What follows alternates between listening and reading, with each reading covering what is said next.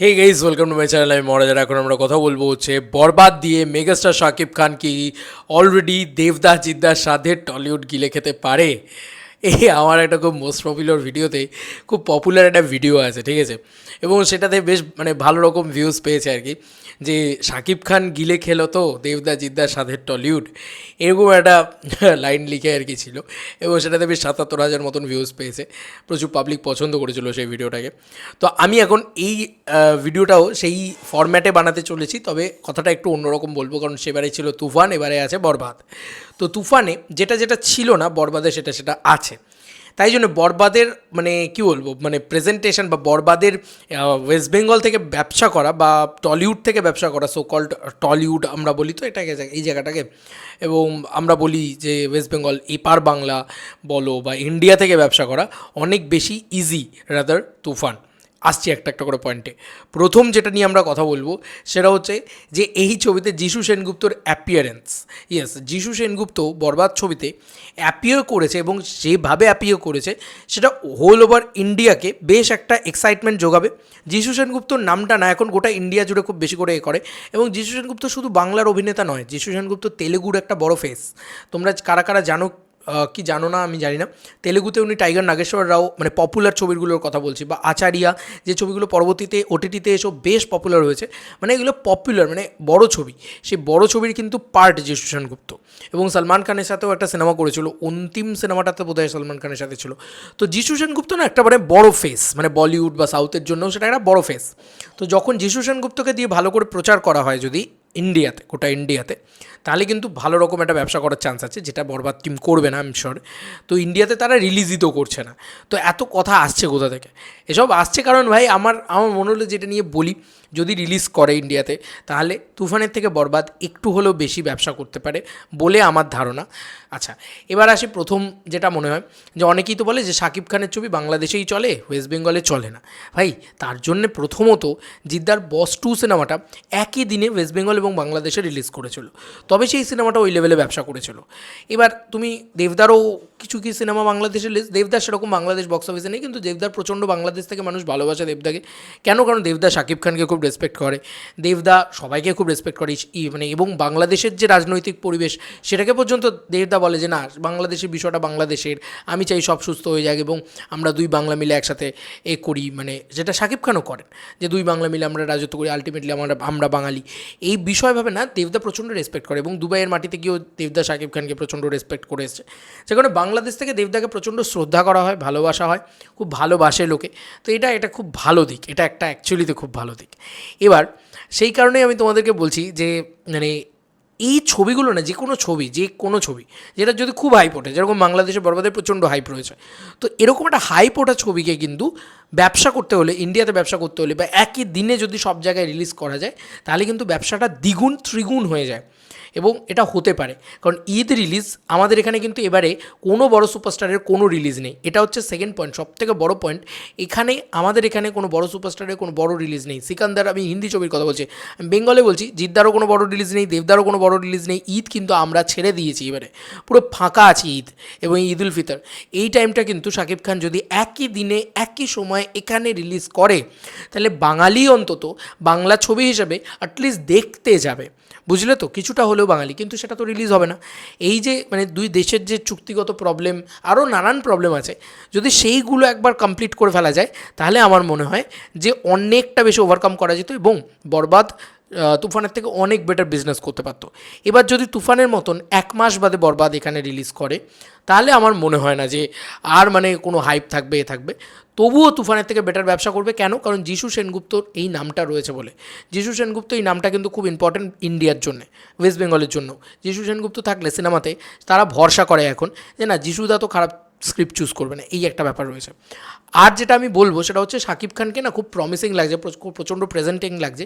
এবং আর একটা যেটা খুব বেশি করে বক্তব্য, সেটা হচ্ছে শাকিব খান গিলে খেতে পারে দেবদা জিদ্দার সাথে টলিউড, তার জন্যে কী করতে হবে, ওই একই দিনে রিলিজ করতে হবে। একই দিনে রিলিজ করতে হবে, এটা আমি বারবার সব জায়গায় বারংবার বলে যাব।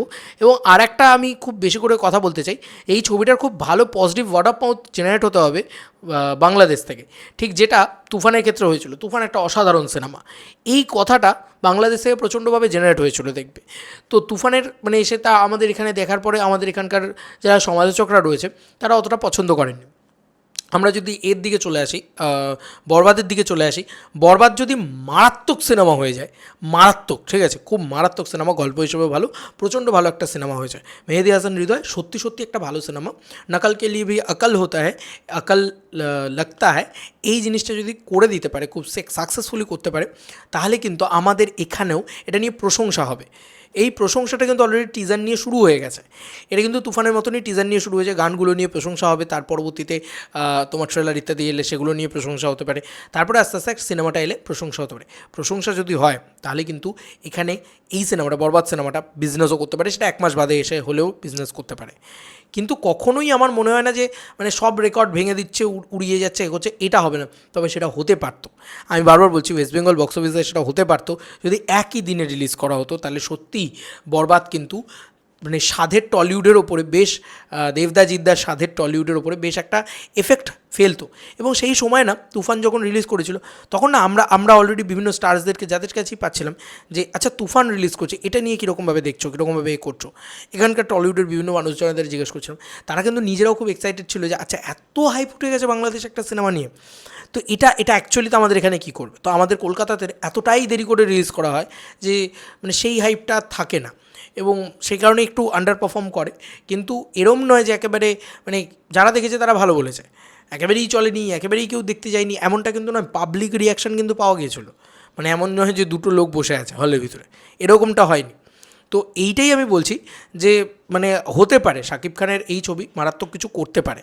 এবং ওই যে বললাম সব কিছু সব ঠিকঠাক থাকলে, এবং এসবিএফ যে প্রমোশনটা করছিল, সঙ্গীত বাংলায় গান চলে আসছে, ঠিক আছে, তারপরে তোমার ইয়ে হচ্ছে, তোমার কী যেন বলে, তাণ্ডবের ক্ষেত্রে সেটা হতে পারে যে এসবিএফ যদি এইটা করতে পারে, একই দিনে 2 দেশে রিলিজ করব, তাণ্ডব 2 দেশে রিলিজ করব, ওরা সঙ্গীত বাংলায় গান ফান নিয়ে এসে প্রমোট করে দিতে পারবে, গানগুলো খুব পপুলার হয়ে গেলে এটা একটা ব্যাপার, ঠিক আছে। এই দিকপত্রগুলো হতে পারে, কারণ সেকেন্ড ঈদেও কিন্তু কেউ নেই। আগেরবারে বুমেরাং ছবিটাও অ্যাটলিস্ট ছিল, এবার সেটাও নেই, কেউ নেই, কোনো ছবি কোথাও কোনোভাবেই নেই। সেকেন্ড ঈদটাও কিন্তু অ্যাকচুয়ালি তো আমাদের এবারে ফাঁকা যাবে আমাদের বাংলা মার্কেট অনুযায়ী।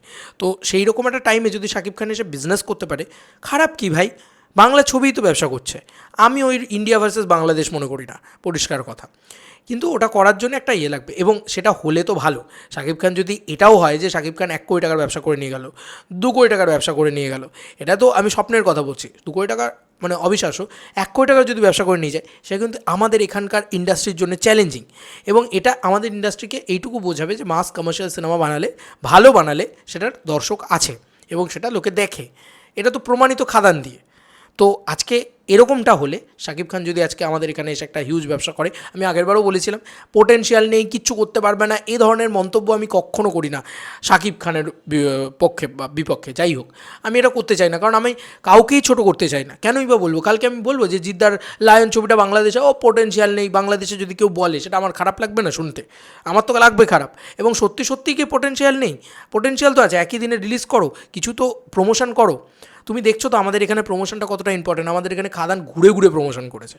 তো ওরকম প্রমোশন করতে হবে, ভালো প্রমোশন করতে হবে, ভালো ছবি বানাতে হবে, গানগুলো ভাইরাল হতে হবে, এখানে টিজার ট্রেলার ভালো লাগতে হবে লোকের, এই সব কিছু হতে হবে, ঠিক আছে। ইন্ডিয়া কিন্তু একটা বিরাট মার্কেট, আমি বারবার বলছি। তো এবং এই 2 বাংলা রিলিজে অ্যাকচুয়ালি তো বাংলা ছবি আগে প্রফিটেড হতো। তো দেখা যাক এবারে কী হয়। বরবাদ যদি পারে, মানে বরবাদ যদি সত্যি সেইভাবে রিলিজ করতে পারে, প্রচণ্ডভাবে হবে। এবং বারবার বলছি, এই ছবির ভিতরে যিশু সেনগুপ্ত আছে, সেটা একটা আলাদা অ্যাডভান্টেজ। এবং ফাইনালি আরেকটা কথা বলে রাখি, ইদিকা পাল কিন্তু আমাদের এখানে যথেষ্ট কিশোরী হিসেবে জনপ্রিয়, মানে আমাদের এখানে কিশোরী কিশোরী কিশোরী এই ভাইবসটা চলে কিন্তু ইদিকাকে নিয়ে। তোমাদের ওখানে যেরকম প্রিয়তমা চলে, আমাদের এখানে কিশোরী কিশোরী চলে। তো এই ব্যাপারটা কিন্তু আছে, ঠিক আছে, ইদিকার সাথেও। তো ইদিকাও কিন্তু একটা ভালো এজ ক্রিয়েট করতে পারবে ইয়াং জেনারেশনের ভিতরে, যে না বস চলো একটা সিনেমা দেখতে যাই, এটা ভালো লাগছে দেখতে। এই ব্যাপারটা দেখা যাক না কী হয়। আমার এখনও মনে হচ্ছে হাওয়া যখন ফ্রিতে দেখানো হচ্ছে, লোকে পাগলের মতন দেখছিল আর কি গিয়ে। তো এটাই আর কি বক্তব্য, দেখা যাক দেখা যাক।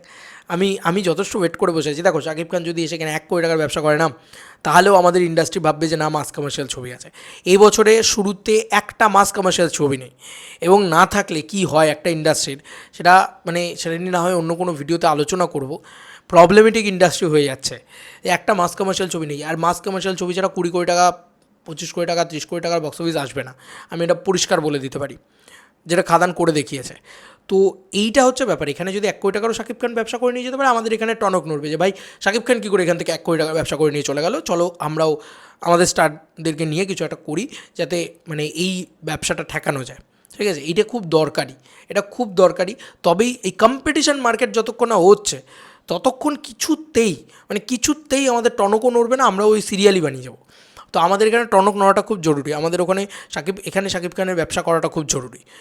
যেদিনকে করতে শুরু করে দেবে, সেদিন দেখবে চলো ভাই, আমাদের ইন্ডাস্ট্রিও নড়ে চড়ে বসে যে না ভাই, সব কিছু করতে হবে, সবাইকে করতে হবে, ওই ব্যাপারটা তৈরি হবে। আমার এটা পার্সোনালি মনে হয়, এবং হলে ইন্ডাস্ট্রি গ্রোথ হবে। এবং সেটা কী industry, ultimately Dhallywood industry, Tollywood industry, এসব তো পরের কথা। আলটিমেটলি তোমার ভাষাও বাংলা, আমার ভাষাও বাংলা, বাংলা ইন্ডাস্ট্রি গ্রোথ হবে। এবং বাংলা ইন্ডাস্ট্রি গ্রোথ হওয়াটা খুব জরুরি। দেবদার উপরে ওঠাটা খুব জরুরি, জিদ্দার ওপরে ওঠাটা খুব জরুরি, শাকিব খানের ওপরে ওঠাটা খুব জরুরি, সিয়াম আহমেদ, আফরান নিশো, প্রত্যেকের না এই গ্র্যান্ড স্কেলের সাকসেসটা খুব জরুরি। আর সব বাংলা ছবি চলবে ভাই, যে ছবি আসবে সেই ছবি ব্যাপকভাবে চলবে।